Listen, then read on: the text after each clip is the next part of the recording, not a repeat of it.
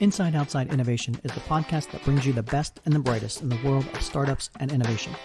I'm your host, Brian Ardinger, founder of InsideOutside.io, a provider of research, events, and consulting services that help innovators and entrepreneurs build better products, launch new ideas, and compete in a world of change and disruption.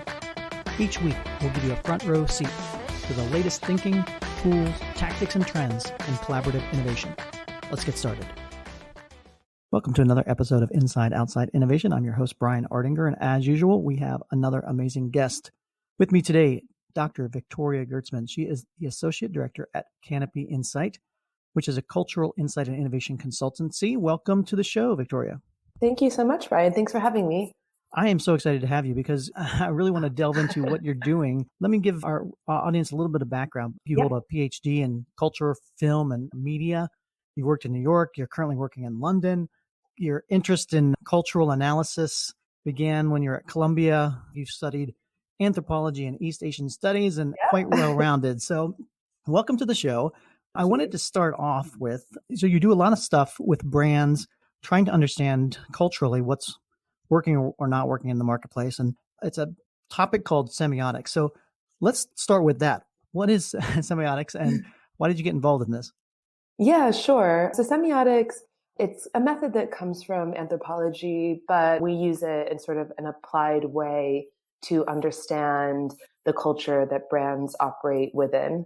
So semiotics is about the analysis of signs and symbols in culture. And it's kind of really underutilized when it comes to helping brands work better. What we use semiotics for is to kind of see the cultural significance of different phenomena to really help brands with business challenges. So it's really useful in a couple of different ways. One thing that makes semiotics really useful is understanding how a new culture works. So just going into a space, it could be for kind of a new demographic target or an actual new market, and seeing how culture operates there to make sure that a brand is relevant in that space. So when we are looking to understand the signs in culture, what's really important is understanding that the signs that are around people all the time really impact the way that people think and feel and operate and the things that they believe. If we want to drill down on what a certain brand means in a certain place, you can really do this by investigating the culture that's around people in that place. Talk a little bit about, you mentioned signs. So is that obviously the physical signs and that around it, but what's the manifestation of that and how does it actually showcase itself? So a sign is a piece of cultural evidence, and it can be anything that you can go out and touch, smell, hear, or otherwise experience. For example, if we had a client that was interested in understanding the meaning of a concept like what is natural, what does naturalness mean in a given market, to understand that semiotically, we would want to go to all the different places where naturalness happens. So this could be something like a spa, retail spaces, but it's also sort of places that you would not necessarily expect it. So for example, an office, things like that. So again, signs are these pieces of cultural evidence that have a manifestation in the world. You can experience it in a sensory way. You've worked in a variety of different markets, B2B, gaming, I think the alcohol space, entertainment, media. Why don't you walk us through some either case studies or examples of how brands are using Canopy Insight and specifically some of the stuff that you've been working on? Well, naturalness is a really good one. We could probably talk about sort of the process for investigating a concept like that. The briefs that we get, as you mentioned, are pretty varied. So we tend to work with relatively large brands. We help brands uncover the meaning of basically anything that they need to understand, and the culturally specific meaning as well as the way this meaning is changing over time. Naturalness is a really, really good example because, first of all, it has really huge differences across different markets. And then even within markets, across different generations or demographic groups, the meaning of what is natural can have huge differences. So this is the type of thing where really uncovering these cultural differences is super important for brands. If we use, the changing cultural meaning of natural as a hypothetical, we can kind of talk about the process of uncovering that. So what we do whenever we have a brief come in, We do in-market field work along with digital scoping to try to understand what this thing means. Before we go into whatever market or markets we're investigating, we sit down with local experts and we make a really, really rigorous fieldwork plan. So we typically do around 7 to 10 days of in-market fieldwork. And in that time, we want to really make the most of it and gather as much cultural evidence as we can. So we'll sit down and we'll make a plan for each day of the fieldwork time, places that we'll visit in the morning, afternoon, and evening, just to make sure we're capturing everything we can to do with the concept we're investigating. So we do this as well for digital scoping. So we do our digital scoping and our in-market fieldwork, and we just take really rigorous field notes. So we do this kind of in the way that anthropologists would have once upon a time, just recording everything that we can see, all the cultural evidence out there, and photographing everything that we are legally allowed to photograph. And this becomes our evidence base. So once we've wrapped up the in-market and the digital fieldwork, we bring it all back together. We sit down with our analysts and we just unpack all of the evidence that we found.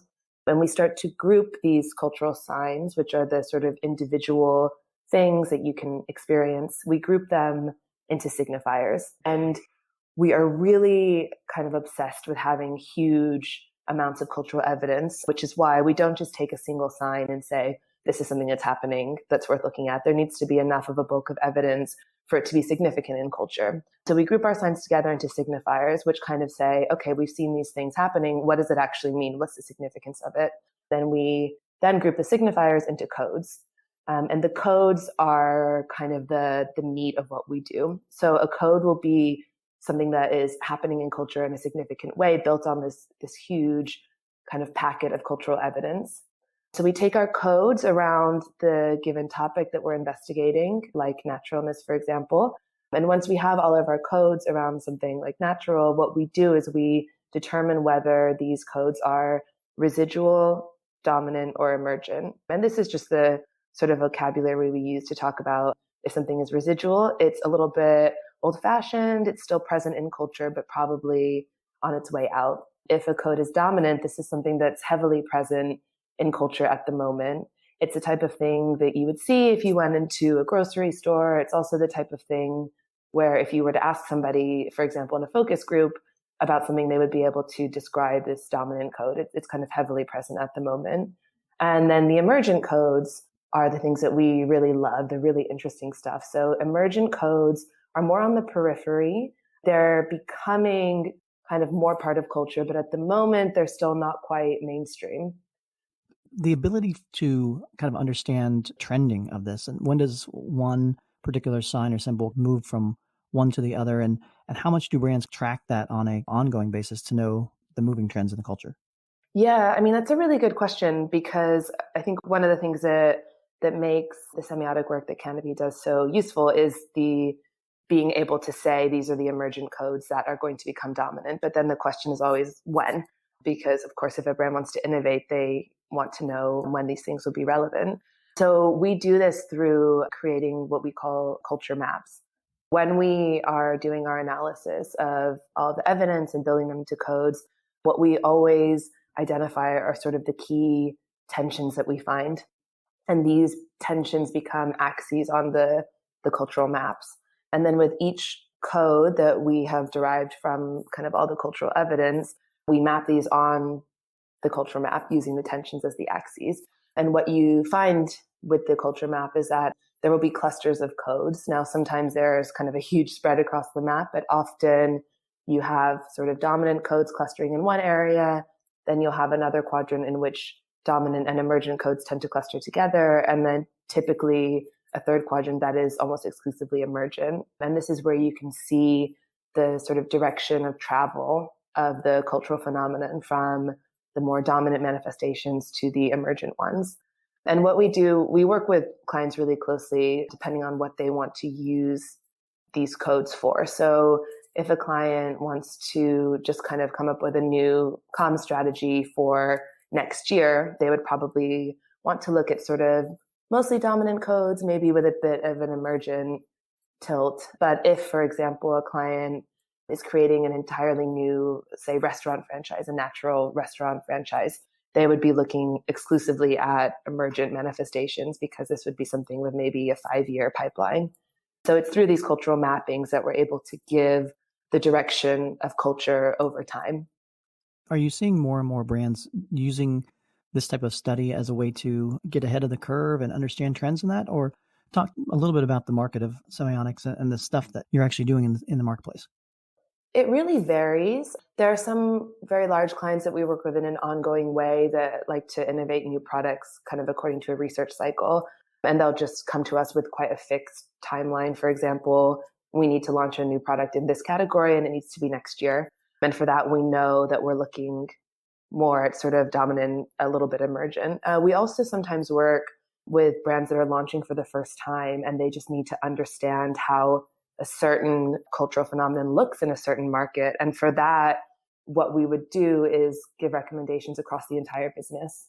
So from everything, if, for example, it's a retail location, what the look and feel of the retail space should be, what the sensory experience should be for customers, as well as things like what the communication should look like, what kind of activations they should be doing. So this work is great because it has applications across kind of a whole range, and it really sort of depends on clients' needs. But because every single brand exists in culture, in whatever cultural space their customers are part of, it's really cool to see how these applications work across basically all aspects of a business. And that's interesting. You mentioned digital as well. And Mm-hmm. cultural seems to be moving more and more towards that digital space, virtual reality, augmented reality. Yeah. We're living in a screen as much as we are in the real Yeah. world. How are you studying or how's that playing out in the ability to kind of understand how humans are evolving and working and moving? It's a balancing act between, like you said, understanding that we are now screens and also understanding that tech of any kind is as old as time. So tech could be, a rock that a cave person used. And then, so we look into all of these things, but we also are always really careful not to say that people are their tech. However, it has a huge bearing, of course, on what we're seeing and what people are doing. But it's also interesting. Some of the markets that we work in, there really isn't high penetration in some cases of, for example, home internet. And I think it's really easy to assume that everybody is online all the time. But what we have found is that's not necessarily the case. And it's really important to note the market differences there, especially. Give me some examples of maybe some companies or some new products that have used this particular methodology and some success that you've seen from it.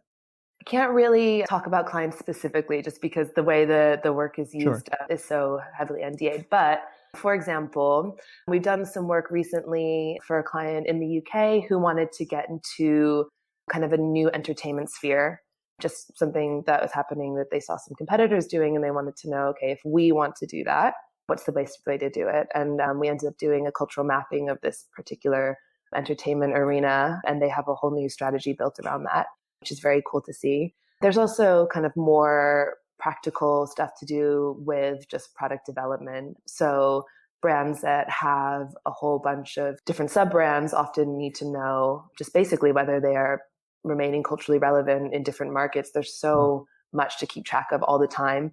And basically bringing us in means that they don't have to worry about sending a huge team out there to do the work. And I think, for brands that also have a multi-market presence, it can be very difficult to keep a finger on the pulse of the different cultural nuances, which is also something that we're brought in to help on a lot of the time. Absolutely. That ability to be relevant in whatever market you're in is probably pretty important, Yeah, especially for global brands. sure. And it's easy as well to assume that things that are really present in culture in sort of your home market are true elsewhere. But what we found a lot of the time, especially when we're doing these cultural mappings, is just that things that are really dominant in, say, the US and the UK are just completely emergent elsewhere. And it can be hard to keep an eye on that. So you've, again, worked in a number of different verticals and different spaces and markets around the world. What are some of the emergent trends that you're seeing out there that people should be focused on or at least thinking about? So although we work on really varied briefs, things from retail all the way through to understanding, worked on, for example, the changing meaning of Christmas recently. So very, very varied briefs, but it's interesting to see some broader cultural shifts that kind of impact across a huge range of verticals. One thing that we've seen that's definitely taking more and more of a hold is a shift away from individualism and toward a more communal experience. So this manifests in the ways that people live, work, play games, kind of everything. And along with this, we're seeing really big changes around ideas of ownership. So there's questions of, for example, does anybody really need to own a vacuum cleaner? Or is it something that you can just borrow once a week or a month, depending on how often you like to clean? So that's another really interesting one. I think those two kind of go hand in hand. We're also seeing sort of the mainstreaming of sustainability, but kind of for money-saving reasons. So in this space, sustainability is going from something that's nice to have to a no-brainer as it goes hand in hand with economy. I think the home space is a really interesting one to watch, especially as barriers between home and work just continue to be broken down completely. For a while, this kind of on-demand everything in the home was the thing to watch. That's obviously still very much present, but we're moving more toward homes becoming sort of sites of production, whether that's working, but also through things like 3D printing or urban farming, cottage industry coming back into play. And then, we also have sort of sexual and gender identities, diversification, and more understanding. So where previously the focus would have been on sort of gender fluidity and trans rights issues, we now have more understanding not only of those issues, but also distinct identities and new ways of living that are becoming more part of the mainstream consciousness and awareness. It's fascinating stuff. We could probably talk for hours about some of the new things that are happening out there. If our audience wanted to find out more about Canopy or yourself, what's the best way to do that? Our website is canopyinsight.com. So CANOPY insight.com. Or you can email me, victoria@canopyinsight.com. I'd absolutely love to chat. Yeah, I think semiotics is really something that is not very well utilized. So I'd love to chat to anybody who's interested in finding out more. Victoria, I appreciate you being on Inside Outside Innovation. Look forward to continuing the conversation in years to come. Yeah, thanks so much, Brian. That's it for another episode of Inside Outside Innovation. If you want to learn more about our team, our content, our services, check out insideoutside.io or follow us on Twitter @the IO Podcast or @Ardinger. Until next time, go out and innovate.